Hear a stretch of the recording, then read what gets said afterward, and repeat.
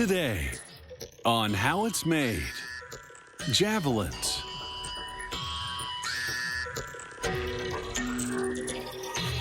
Cuckoo clocks. Hearts of palm. And windshield wipers.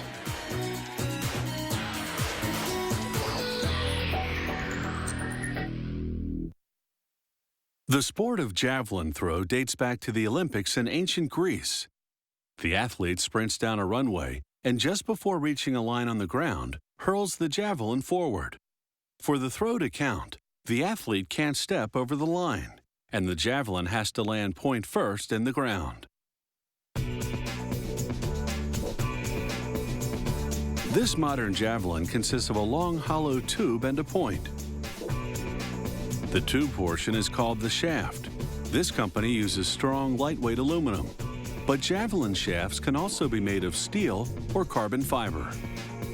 The tube is 1.2 inches in diameter. It first goes into a taper machine where forming dies narrow the back end to very specific dimensions. The taper profile varies by model, but has to conform to international rules. After making the exact end of the taper, they slice off the excess tubing. The shaft is now its final length, 7.2 feet for a woman's model and 8.5 feet for a men's. A straightening machine sandwiches the shaft between two hydraulic cylinders. They apply extreme pressure, straightening any large bends. This is just a preliminary straightening. The final one comes later.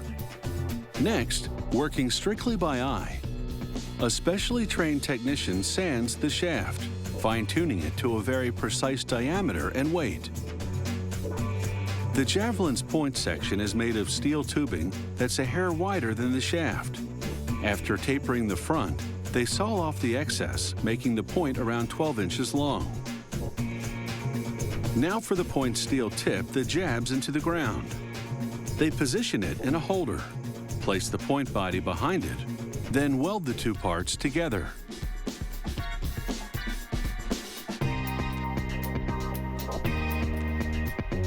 To make the point more aerodynamic, they sand down the weld line until it's flush with the surrounding steel. Using progressively finer grits of sandpaper, they polish away any imperfections until the point is perfectly smooth. Now for the final assembly. The shaft is sporting 2 coats of paint, and the point is nickel-plated to rust-proof the steel. They mark how far up the shaft the point will go and slip it on temporarily. As the javelin pivots precisely where international rules dictate, they add pieces of lead until the javelin balances. Then all the components go on a scale to ensure their combined weight abides by international rules. 1.3 pounds for a woman's javelin, 1.8 pounds for a men's. Next, they squirt a little glue inside the point and drop the chunk of lead inside. They drop in some knotted cord and ram it in with a metal rod. This packs in the lead so it won't rattle around.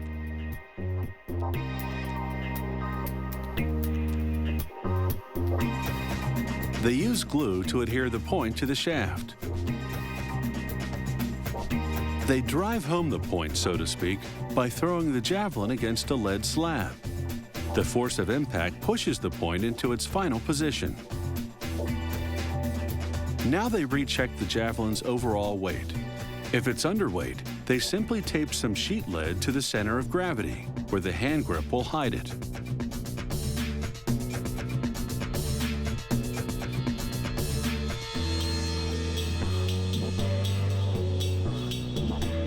Using a gauge to measure the grip's permissible length, they mark the grip position at the center of gravity, then mount the javelin on a lathe and coat the marked area in glue.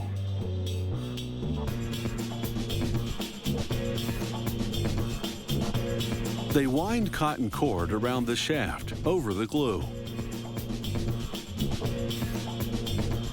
Before cutting the end, they verify the length of the grip with a gauge. They apply 2 decals, one bearing the company name the other a safety warning. But no seal of approval just yet. The Javelin still has to undergo a final straightening. This takes an expert eye and a small hand-operated press to straighten out any bends. It's all a question of aerodynamics. The straighter the Javelin, the more likely it is to go the distance.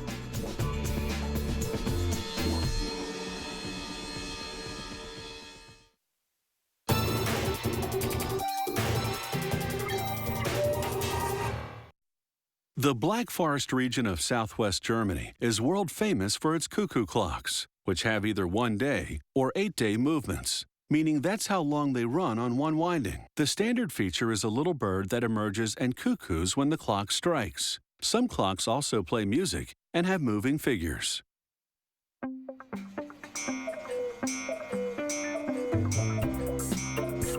The intricate carvings that decorate many cuckoo clocks start out as a block of linden, a soft wood that's easy to carve. An artisan first outlines the basic shape using a stencil and paint, then cuts it out with a jigsaw. Here he's cutting 3 blocks at once. To steady the piece, he mallets it to nails protruding from a block of wood. Then he begins carving, using up to 50 different knives to sculpt exceptionally fine detail. The clock cases these carvings decorate are made of pine or plywood, depending on the model. Often a case has no carving at all. Instead, an artist paints an elaborate design. Some cases feature a combination of painting and carving. The technical artistry is on the inside. The clock's brain, called the movement, is a system of brass and steel gears. It keeps time and triggers the cuckoo function. The components and configuration vary according to whether it's a 1-day or 8-day movement. Workers sandwich the movement between 2 brass plates, connecting them at the corners with long screws. Then on the outside, they install the mechanism that times the chime.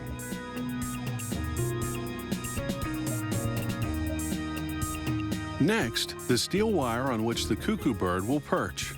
Then last but not least, the reels that will move the clock hands. The factory runs every finished movement for 2 days straight to ensure it functions perfectly. The first part that goes on the clock case is the dial. They tack it with tiny nails. Next, the wooden cuckoo bird. They insert the movement's perch wire through a hole in his foot, then secure it with a screw so he doesn't fly off. After trimming his tail so he'll fit, they screw the movement, bird and all, inside the case. Next, the steel wires that operate the components that produce the cuckoo sound. We'll see them shortly. And finally, the dial's wooden hands. Every cuckoo clock has 2 chains that regulate the speed at which the movement gears turn. As we see here in slow motion, an automated machine makes these chains 1 link at a time by first cutting, then bending pieces of brass wire. Each chain goes into the case through a hole in the bottom, then onto a wheel in the movement, then back out through another hole in the bottom of the case. S-hooks go onto the ends. These will hold cast iron weights that pull the chain. Workers rig up a small wire connecting the bird and the door. This opens the door when he comes out to cuckoo.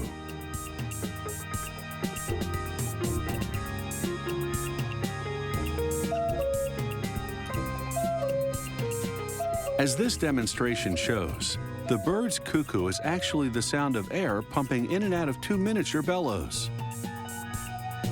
Before each cuckoo, the hammer on the end of this steel wire hits a tiny gong. The number of gong cuckoos indicates the hour. After connecting the bellows to the movement, there's just 1 step left, running a wire from the movement through the bottom for the pendulum. The technical choreography can now begin. Winding up the clock raises the chain, pulling up the weight on the end. As the weight falls back down gradually, it pulls the chain, which turns the movement, which drives the hands of the clock. The pendulum regulates the pace. At this factory, a clock gets the seal of approval only after a 2-day test run during which it must perform impeccably.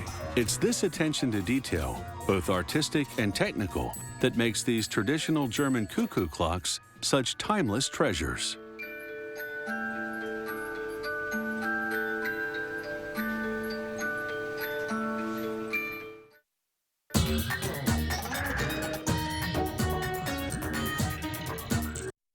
Heart of palm is a vegetable that comes from certain species of palms. It doesn't grow on the plant the way fruits and vegetables usually do. Rather, it's the soft, edible inner core of the stems. Harvesting palm stems and then processing them to extract the heart is very labor-intensive, which is why this delicious vegetable is a delicacy.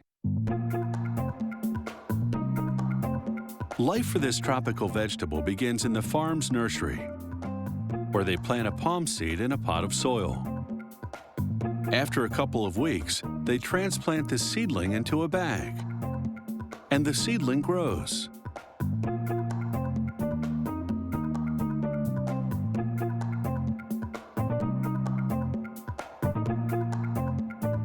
Life in the nursery is one of routine, scheduled feedings of fertilizer, regular weeding, and a daily shower.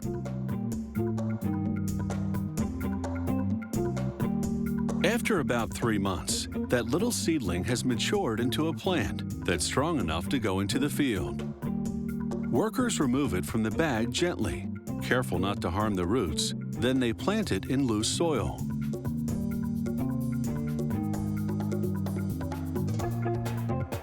After about 1.5 years of field growth, it's time for the first harvest. Using a machete, the harvester grabs and chops off the main stem. One of the remaining smaller stems will become the new main stem and be ready for harvesting in about 6 months' time. This cycle continues for about a decade. After cutting off the stem, the harvester strips the bark. This exposes a shell underneath that protects the palm heart at the core of the stem from damage and dehydration.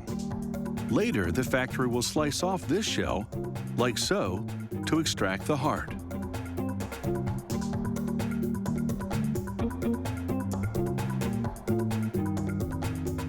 Once the stems arrive at the factory, they go into a basin of water immediately. This prevents dehydration.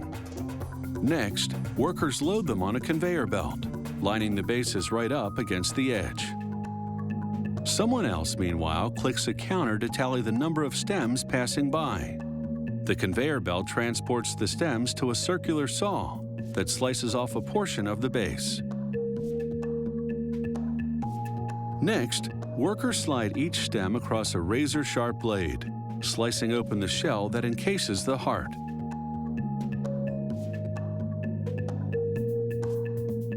With a quick twist, the shell comes off, and they place the heart on a conveyor above.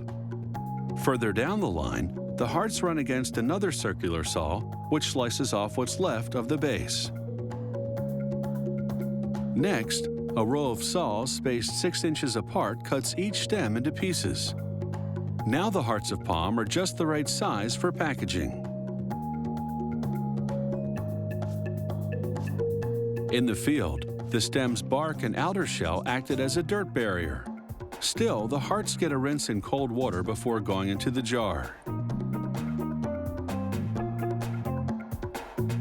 Each jar has to contain a specific weight and number of pieces, so it goes on a scale, and if necessary, a worker adjusts the weight by swapping a piece for one of a different size.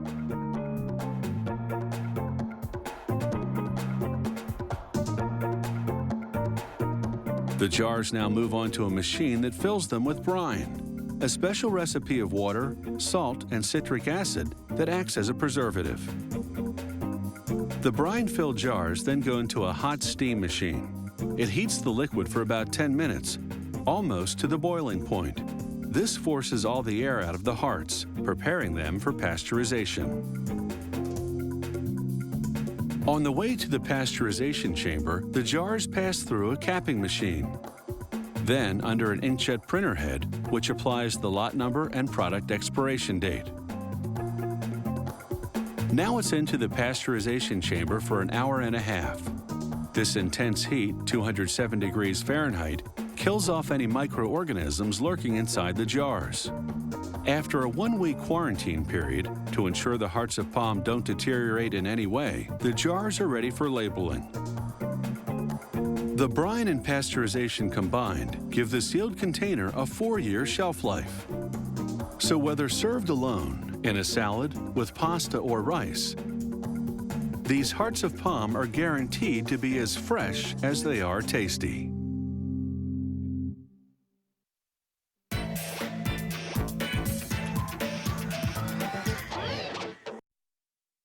The first windshield wipers were invented in the early 1900s by a woman who got the idea from watching a trolley driver wipe the sleet off the windshield with his hands. After 1920, wipers became standard equipment on all cars. Today, even the space shuttle has them.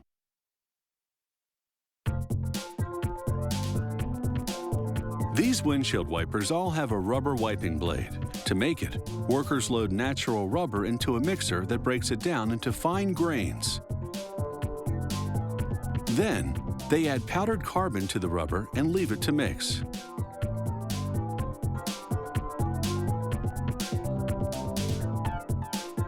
After several hours, a worker cuts the rubber away from the mixer and feeds it into a heat treating machine. Next, the natural rubber strips enter an extrusion machine, which will combine them with the strips of synthetic rubber. The rubber extrudes through this steel die to form a continuous profiled band.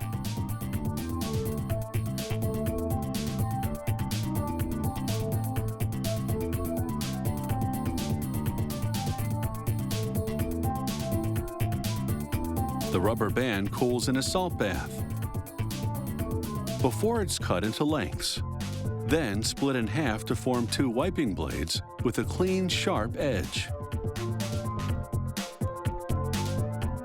The blades go through a spray of graphite to reduce friction, then drop onto a grate to dry out. The rubber is so smooth it's hard to grasp, so workers must insert each blade by hand into an assembling machine. In the center of the wiper blade is an opening, into which a machine will insert a metal tension strip. It serves to press the blade in the windshield and hold its shape. The machine applies pneumatic pressure to literally blow the strips through the length of the blades.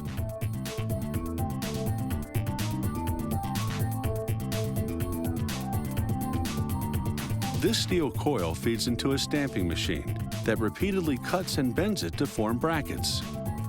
These brackets connect the windshield wiper blades to the wiper arm and give them the shape they need to wipe on curved windshields. The brackets come out of the machine in rows, still attached to the edges of the coil.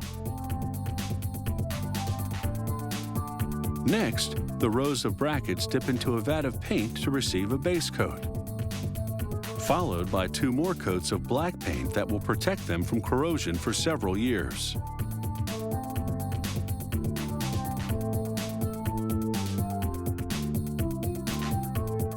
Assemble all these pieces together, and you'll have this complete windshield wiper. Thanks to this machine, it's a fully automated process. First, it sets a plastic joint on the smallest brackets, then clips them 2 at a time onto a larger middle bracket.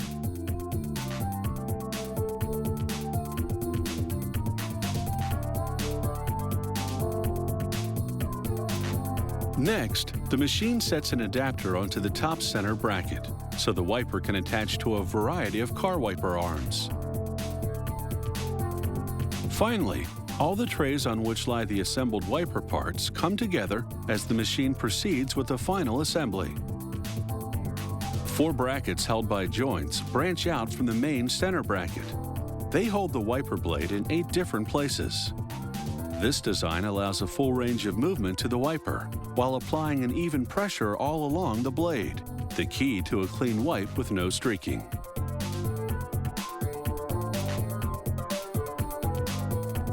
The completed wipers come off the assembler two at a time.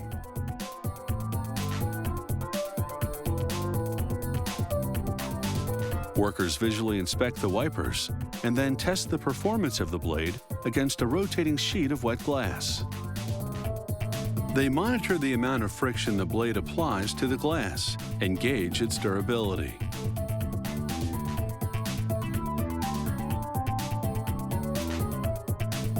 Finally, they test the wipers on an opaque black windshield that reveals just how well they work. With a lifespan of more than 1 million wipes, they're surely the most reliable device on any car.